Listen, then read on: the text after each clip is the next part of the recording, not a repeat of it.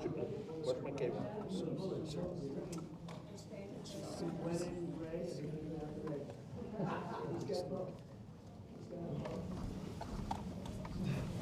Hello, everybody.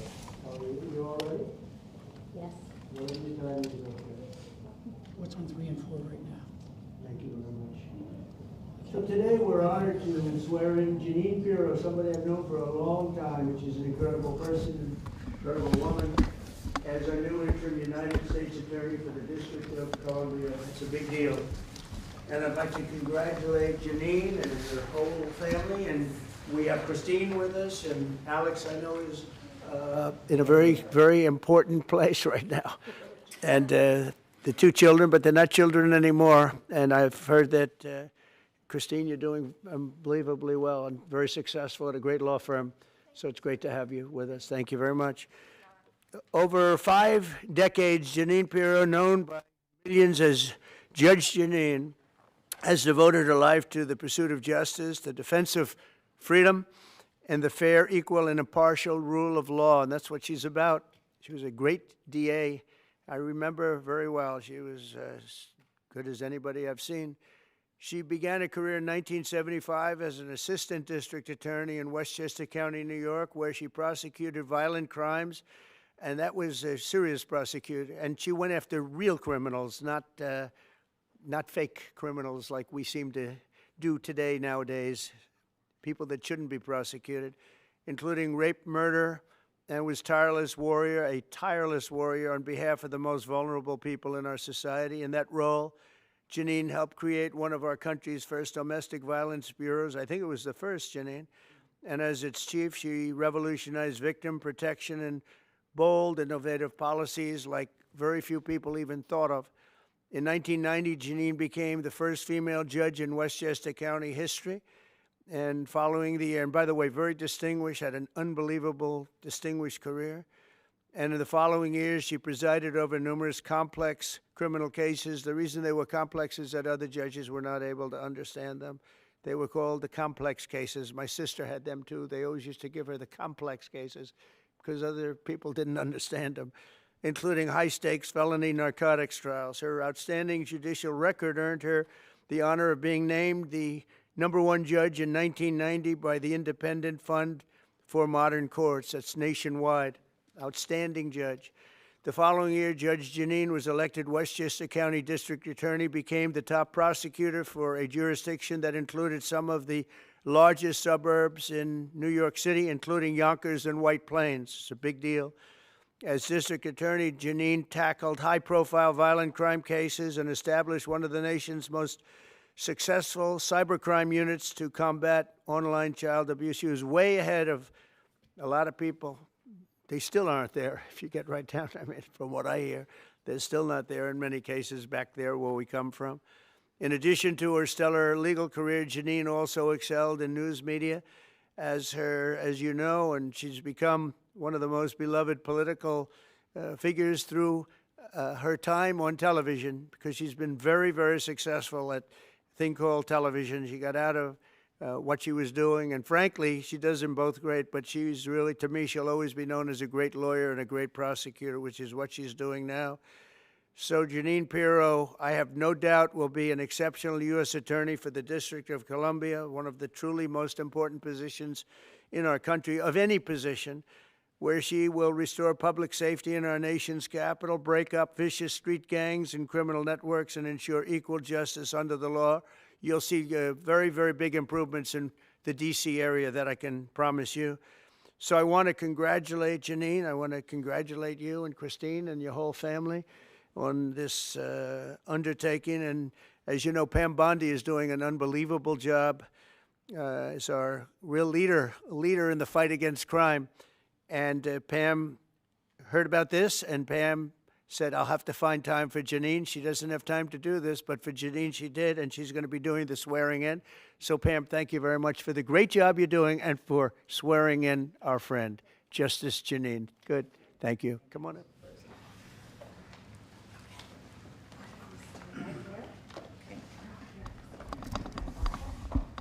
There we go.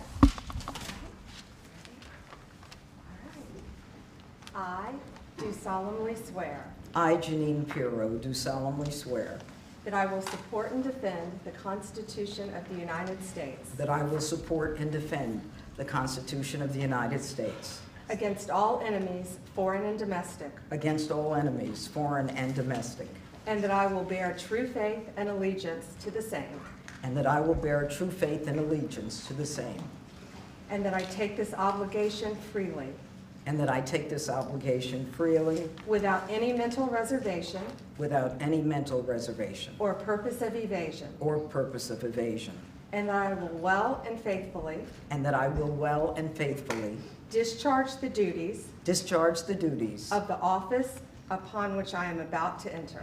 the office upon which I am about to enter. So help me God. So help me God. Congratulations. Thank you.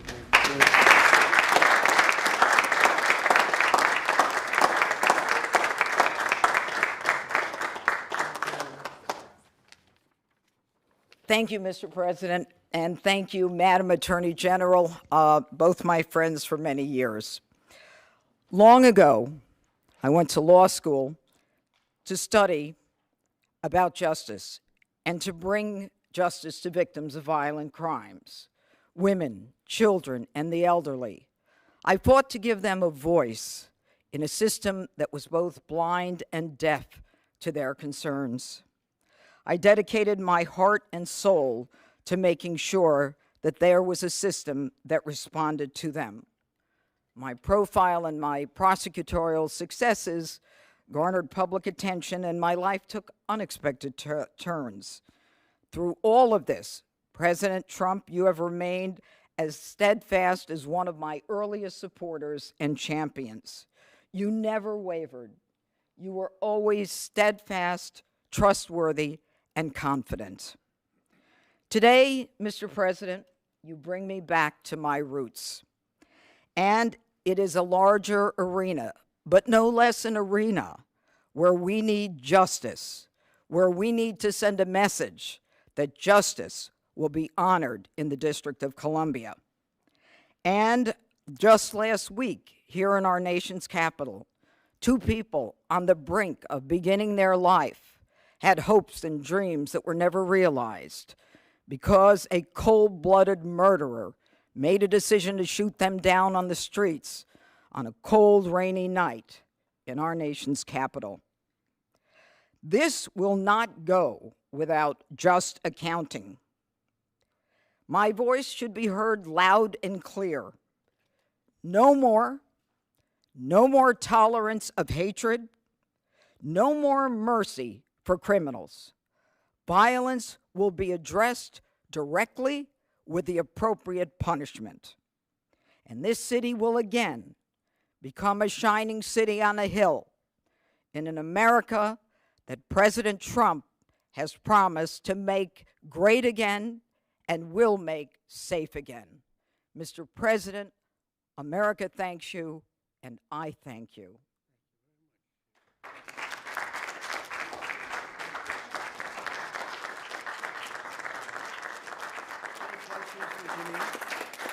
Any questions? Oh, boy. Anything for Janine? You just want to talk to him. I get it. She's going to be fantastic. Thank you very much. Thank There you. really Thank won't- you. Thank There's you. no question, because there's no doubt, we have no doubt you're going to be fantastic. Thank you, Mr. President. Mr. President, on Russia. Mr. President, on Yeah, Russia. Mr. President. On Russia, Mr. President. Please. Do you believe the Russians are being disrespectful when they say that your criticisms of Putin are simply an emotional response? And do you still believe that Putin actually wants to end the war? I can't tell you that, but I'll let you know in about 2 weeks. Within 2 weeks, we're going to find out very soon. We're going to find out whether or not he's tapping us along or not. And if he is, we'll respond a little bit differently, but it'll take about a week and a half, 2 weeks. We have Mr. Witkoff is here, who's doing a phenomenal job, is dealing with them very strongly right now. They seem to want to do something, but until the document is signed, I can't tell you. Nobody can. I can say this. I can say this, that I'm very disappointed at what happened a couple of nights now where people were killed in the middle of what you would call a negotiation. I'm very disappointed by that. Very, very disappointed. Yeah, please. You've called for an end to the Gaza war. Given the growing humanitarian crisis and the decision of Prime Minister Netanyahu to expand the military operation, do you have any frustration with his handling of the situation of the war? No, we're dealing with the whole situation in Gaza. We're getting food to the people of Gaza. It's been a very nasty situation, very nasty fight. October 7th was a very nasty day, the worst that I think I've ever seen. It was a horrible day, and people aren't going to forget that either. So we'll see how that all works out. And Steve, would you want to say a couple of words about Gaza because you just have some information? Steve Witkoff, do you want to come up for a second? You might give them a little bit of information as to what's happening with Gaza and also Israel. We're having some very good talks with Iran. We'll find out whether that means anything, but we're having good talks. Congratulations. Well, hi everybody. I think that we are on the precipice of sending out a new term sheet that hopefully will be delivered later on today. The President is going to review it, and I have some very good feelings about getting to a long-term resolution, temporary ceasefire, and a long-term resolution, a peaceful resolution of that conflict. Mr. President, you said It's yesterday. having to do with Iran. We're having very good talks with Mr. President, you said yesterday that Putin is playing with fire. What will be the consequences for Russia if Russia continues to Well, I'm attack? not going to tell you exactly, but the words speak pretty loud. We're not happy about that situation. I think we're doing very well with Iran. I think we're doing very well with Gaza, but we are doing very well with Iran, and I think we're going to see something very sensible, because there are only two outcomes. You know what the two outcomes is: a smart outcome and there's a violent outcome, and I don't think anybody wants to see the second. But I think we've made a lot of progress, and we'll see. You know, they still have to agree to the final stages of a document, but I think you could be very well surprised what happens there, and it'd be a great thing for them. They could have a great country into the future. Yeah. Mr. President, Elon Musk in a television interview criticized the one big, beautiful bill, saying he was disappointed it didn't cut enough, essentially, that it undercut the DOGE efforts. What's your reaction to that? Well, the reaction's a lot of things. Number one, we have to get a lot of votes. We can't be cutting. We need to get a lot of support, and we have a lot of support. We had to get it through the House. The House was. We have no Democrats. If it's up to the Democrats, they'll take the 65% increase. If that doesn't get approved, this country is going to have a 65% increase in taxes and lots of other problems, big problems, almost bigger than that. But we'll have a 65% increase as opposed to the largest tax cut in the history of our country. We will be negotiating that bill, and I'm not happy about certain aspects of it, but I'm thrilled by other aspects of it. That's the way they go. It's very big. It's the big, beautiful bill, but the beautiful is because of all of the things we have. The biggest thing being, I would say, the level of tax cutting that we're going to be doing. We're going to make people really be able to. We'll have the lowest tax rate we've ever had in the history of our country, and tremendous amounts of benefit are going to the middle-income people of our country, low and middle-income people of our country. So we're going to see what happens, because the Senate, as you know, is negotiating with us, and they have to then go back to the House, and, it's got a way to go. But I have to say, Speaker Johnson and Thune have done an incredible job. John Thune has done a fantastic job, and they're working together with me and others. And I think we have an amazing, if we pull this off, remember, we have 0 Democrat votes because they're bad people. There's something wrong with them. They'll let people pour into our country. Single biggest problem is we had 21 million people pour into our country, probably higher than that. And they're people that weren't supposed to be here. And many of those people are bad. Murderers, drug dealers, the mentally insane. They were closing mental institutions all over the world, not South America, all over the world. They're coming into our country, and we're getting them out. And we're having a hard time because some judges aren't making it very easy for us, and it's tough enough. They approved that. They allowed that to happen to our country. We don't have one Democrat vote, And if I were a Democrat, I'd be voting for this bill and I'd get elected to any position I want as a Democrat. They're crazy. They're voting for a 65% tax increase. And they're only doing it for hatred. They're not doing it for any reason. They know it's terrible. Terrible politics, in my opinion. But so we have no Democrat votes. That means we have to get almost all Republican votes. And I think we're very close to doing that. I think it'll be very successful. Yeah, please. Mr. President, Wall Street analysts have coined a new term called the taco trade. They're saying Trump always chickens out on your tariff threats, and that's why markets are higher this week. What's your response to that? I kick out? Chicken out. Oh, isn't that nice? Chicken out. I've never heard that. You mean because I reduced China from 145% that I set down to 100 and then down to another number? And I said you have to open up your whole country, and because I gave the European Union a 50% tax tariff, and they called up and they said, please, let's meet right now. Please, let's meet right now. And I said, okay, I'll give you till Janine. I actually asked them, I said, what's the date? Because they weren't willing to meet. And after I did what I did, they said, we'll meet anytime you want. And we have an end date of July 9th. You call that chickening out? Because we have $14 trillion now invested, committed to investing when Biden didn't have practically anything. This country was dying. You know, we have the hottest country anywhere in the world. I went to Saudi Arabia. The king told me. He said, we have the hottest country in the world right now. 6 months ago, this country was stone cold dead. We had a dead country. We had a country people didn't think it was going to survive, and you ask a nasty question like that. It's called negotiation. You set a number. And if you go down, if I set a number at a ridiculous high number and I go down a little bit, a little bit, they want me to hold that number, 145% tariff. Even I said, man, that really got up. You know how it got? Because of fentanyl and many other things, and you added it up. I said, where are we now? We're at 145%. I said, whoa, that's high. That's high. They were doing no business whatsoever, and they were having a lot of problems. We were very nice to China. I don't know if they're going to be nice to us, but we were very nice to China.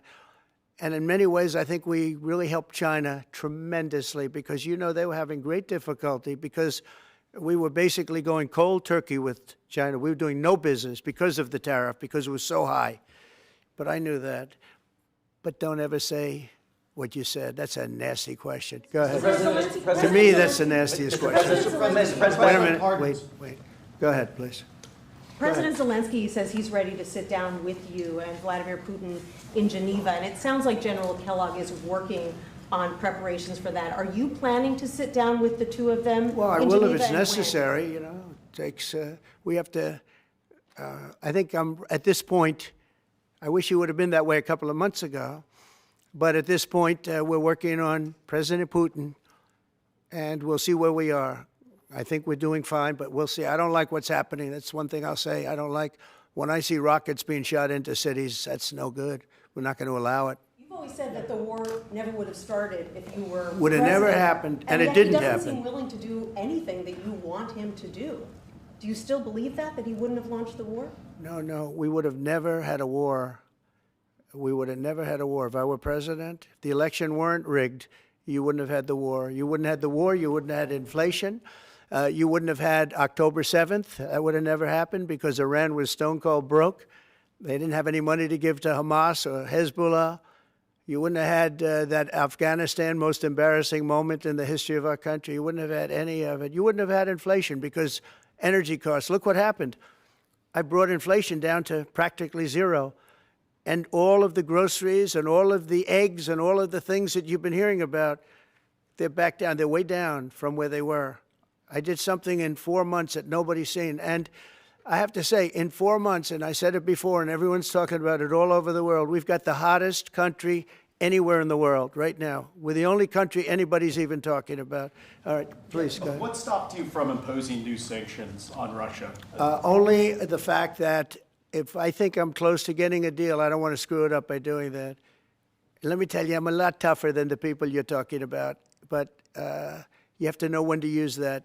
If I think it's going to hurt a deal, this isn't my war. This is Biden's war, Zelensky's war, and Putin's war. This isn't Trump's war.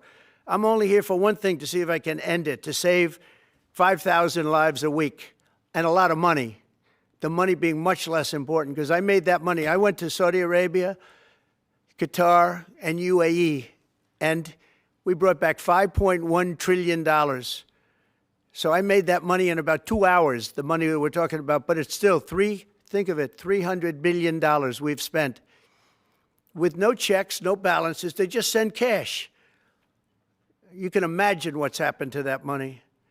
I never saw anything like it in my life, but I'm more interested because I picked up $5.1 trillion and, by the way, got a beautiful, big, magnificent, free airplane for the United States Air Force, okay? Very proud of that, too. They tried to say, oh, it's Trump's airplane. Oh, yeah, sure.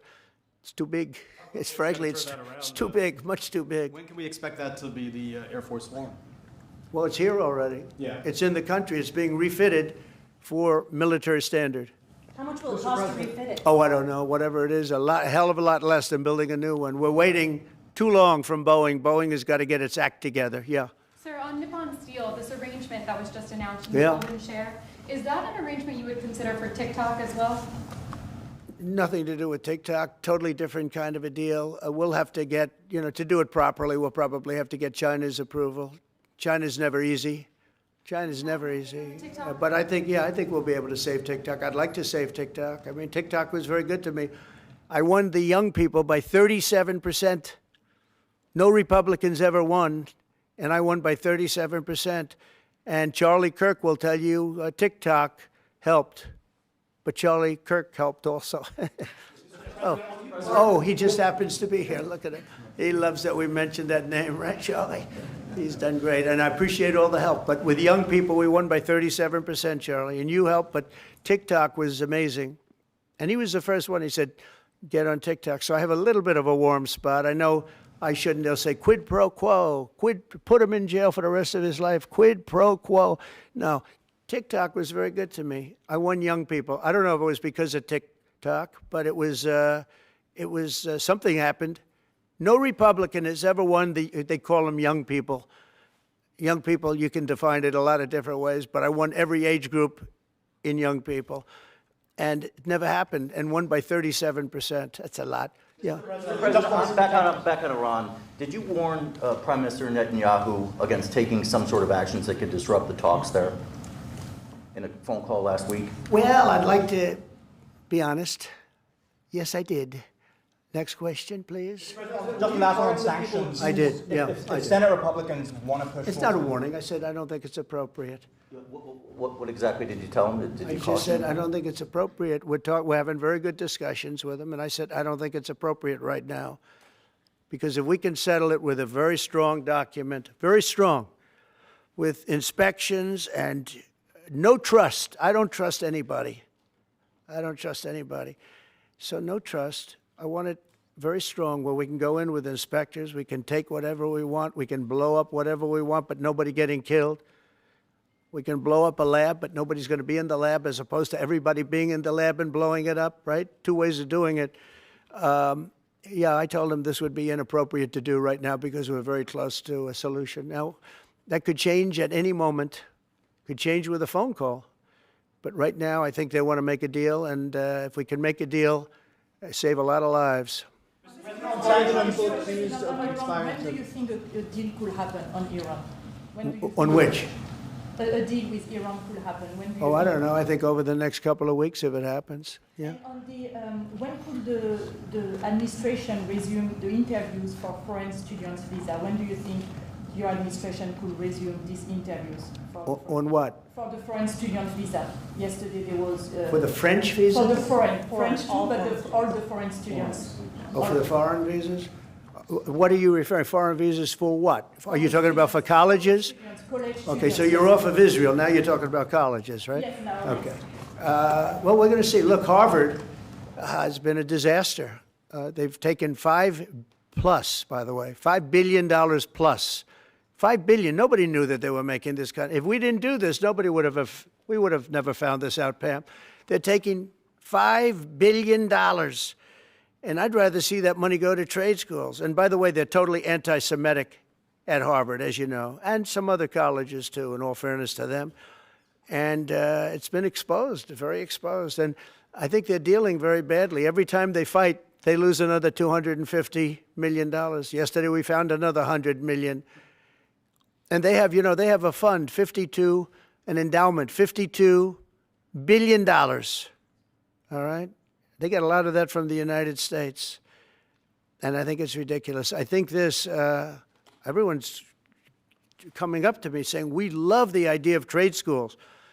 With that kind of money, and money from others, but money from them, you can have the best trade schools anywhere in the world. You give them to Iowa, Indiana, lots of good states, well-run states, and you give them the money, they can only be used for trade schools, and they'll teach people how to build motors and cars and AI, the AI, we're building plants, we're building hundreds of billions of dollars worth of AI plants, already started, many of them. We've never had a boom like we're having now. You're going to see it. There's never been anything like it. So we're up to about $14 trillion in investments.